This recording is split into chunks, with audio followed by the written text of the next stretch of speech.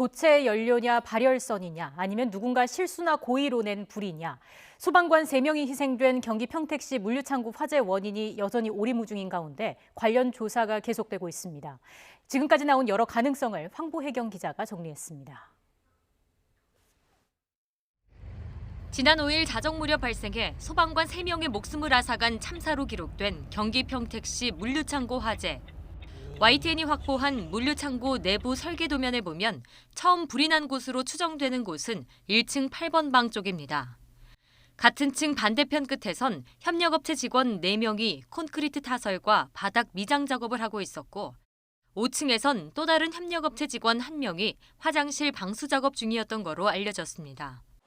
발화 추정 지점에선 아무런 작업이 이루어지지 않은 건데 화재 원인을 두고 여러 가능성이 제기됐습니다.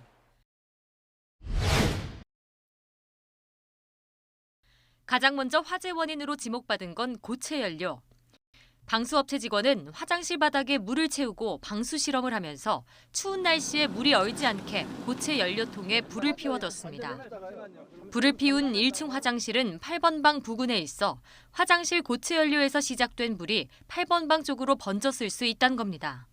하지만 1층 화장실에선 뚜렷한 발화 흔적이 없었습니다. 화장실은 불에는 안 탔어요. 가능성은 낮게 보고 있어요.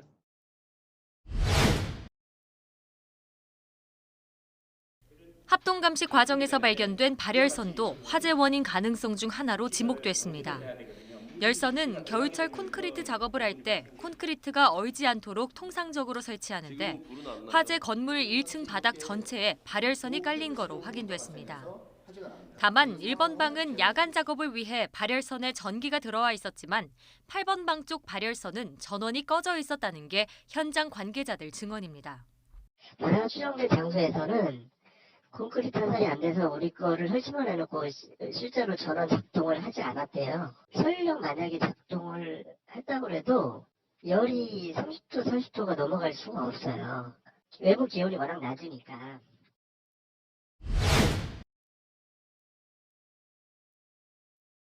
두 차례 합동 감식 결과 건물 안에서 인화물질이나 전열기구, 가스통 등은 발견되지 않았습니다. 이 때문에 누군가 실수로 혹은 일부러 불을 낸 것 아니냐는 의혹도 제기됩니다.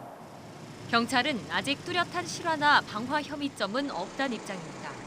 폭발물은 현재까지 발견된 게 없습니다. 방화 부분은 현재까지 찾지를 못하고 있습니다. 분전반 누전으로 인한 화재 가능성도 낮은 것으로 나타나는 등 여전히 안개 속인 평택 화재 원인.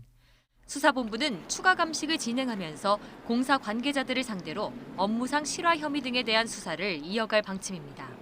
YTN 황보혜경입니다.